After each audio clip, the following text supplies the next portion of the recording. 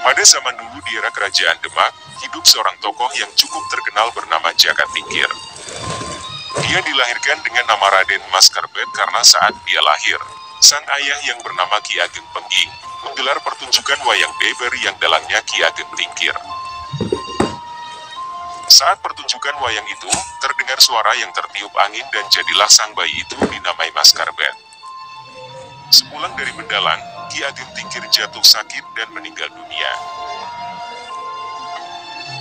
10 tahun kemudian, Ki Ageng Pengging dihukum mati karena dituduh memberontak pada kerajaan Demak. Setelah kematian suaminya, Nyi Ageng Pengging jatuh sakit dan meninggal dunia. Setelah ditinggal kedua orang tuanya, Maskarbet diangkat menjadi anak oleh Nyi Ageng Tingkir, dan sejak itu dia lebih dikenal dengan nama Jaka Tingkir.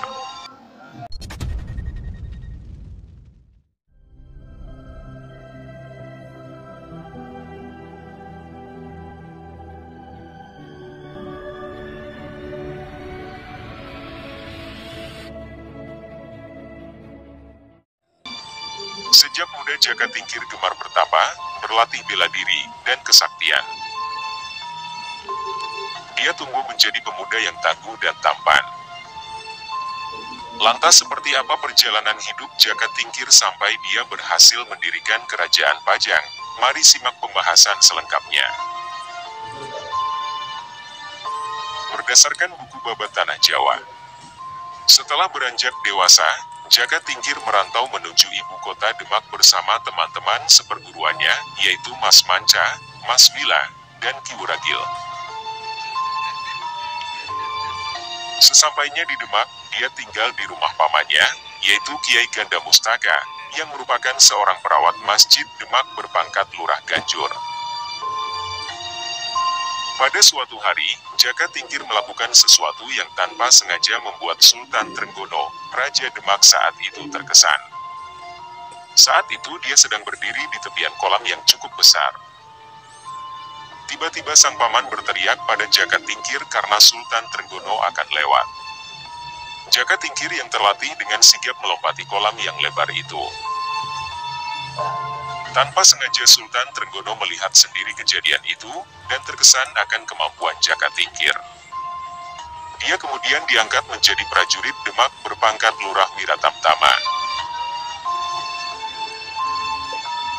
Setelah Sultan Trenggono mangkat, pecah pemberontakan Arya Penangsang yang sebenarnya masih kerabat kerajaan Demak, yang menjadi Adipati Cibang. Arya Penangsang yang tidak terima atas kematian ayahnya, kemudian membunuh Sunan Prawoto, sang pembunuh ayahnya yang juga merupakan putra mahkota kerajaan Demak. Selain itu, Arya Penangsang juga membunuh Pangeran Hadiri, suami Ratu Kalinyamat dari Jepara.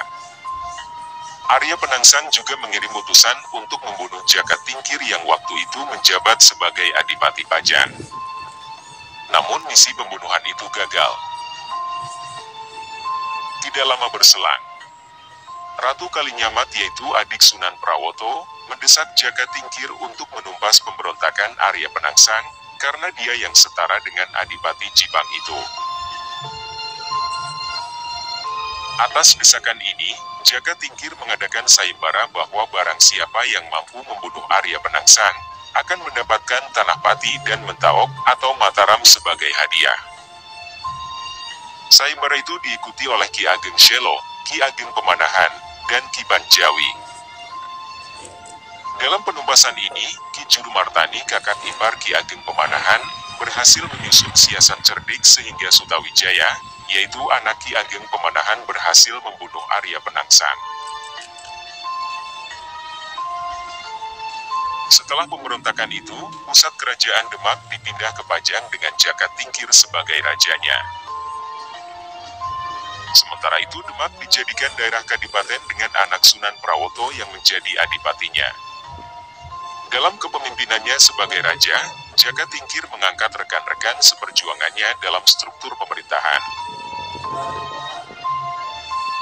Mas Manca diangkat menjadi patih bergelar Patih Mancanegara.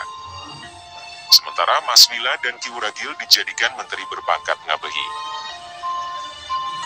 Sementara itu Jaka Tingkir yang saat itu bergelar Hadiwijaya, masih belum melaksanakan separuh janjinya dalam sayembara itu. Saat Ki Panjawi sudah mendapatkan hak tanah Pati sebagai hadiah sayembara, Ki Ageng Pemanahan belum mendapat tanah Mataram yang dijanjikan padanya.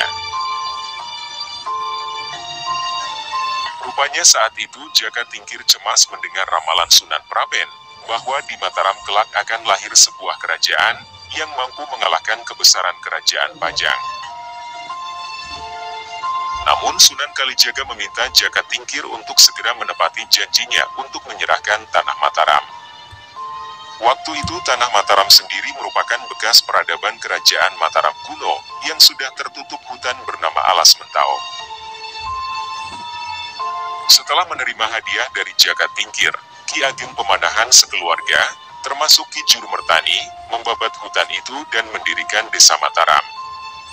Desa itu menjadi tanah perdikan di mana penguasanya hanya diwajibkan untuk menghadap Pajang secara rutin, tanpa kewajiban membayar upeti. Pada tahun 1568, untuk pertama kalinya Ki Ageng Pemanahan bertemu Sunan Praben, dan meramalkan bahwa Mataram akan menaklukkan Pajang melalui keturunannya. Ramalan Sunan Praben itu terdengar sampai ke telinga Jaka Tingkir. Dia pun tidak lagi merasa cemas dan menyerahkan semuanya pada kehendak takdir. Setelah Ki Ageng Pemanahan meninggal pada tahun 1575, anaknya, Sutawijaya diangkat menjadi penguasa baru Mataram. Dia diberi hak oleh Pajang untuk tidak menghadap selama setahun penuh. Setahun telah berlalu, dan Sutawijaya tidak kunjung menghadap Pajang atas kondisi di wilayahnya. Jaka Tingkir lalu mengutus Ngabehi Wiralama atau Mas Wira, dan Ngabehi Wuragil atau Ki Wuragil untuk meninjau desa itu. Namun saat bertemu Sutawijaya, mereka diperlakukan kurang sopan.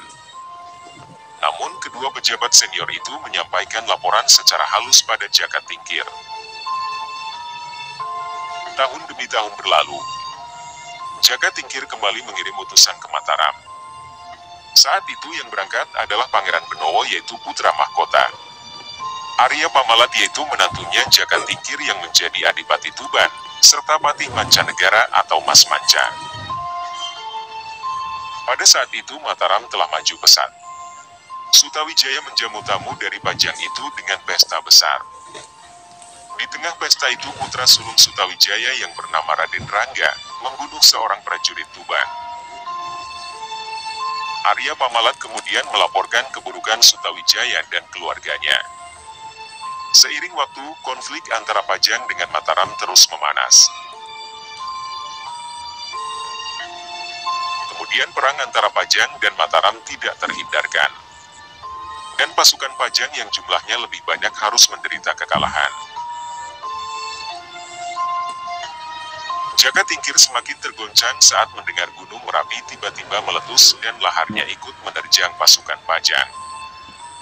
Dia pun meminta pasukannya untuk mundur dalam medan peperangan. Dalam perjalanan kembali ke Pajang, Jaka Tingkir singgah di makam Sunan Tembayat.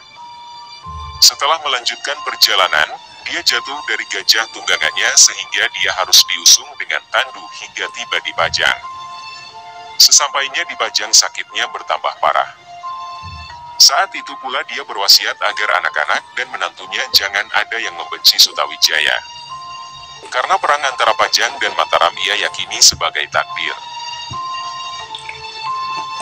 Selain itu dia sudah menganggap Sutawijaya sebagai anaknya sendiri. Tidak lama berselang, tepatnya tahun 1582, Jaka Tingkir meninggal dunia. Jaka Tingkir kemudian dimakamkan di Desa Butuh yang merupakan kampung halaman ibunya.